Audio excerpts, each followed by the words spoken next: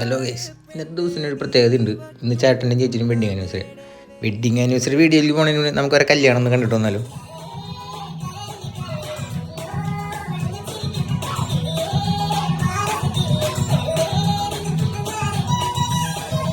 അങ്ങനെ ഈ കല്യാണം കഴിഞ്ഞിട്ട് ഇപ്പോഴേ 1 വർഷം തികയാണ്. അപ്പോൾ പെട്ടെന്നാണ് ചേട്ടൻ പറയുന്നത് നമുക്ക് ഈ ആനിവേഴ്സറി ചെറുതായിട്ടൊന്ന് ആഘോഷിക്കുന്നു. അപ്പം നമുക്ക് പറ്റണ പോലെ സാധനങ്ങളൊക്കെ അറേഞ്ച് ചെയ്തിട്ട് നമ്മളൊന്ന് ഡെക്കറേറ്റ് ചെയ്തിട്ടുണ്ട്.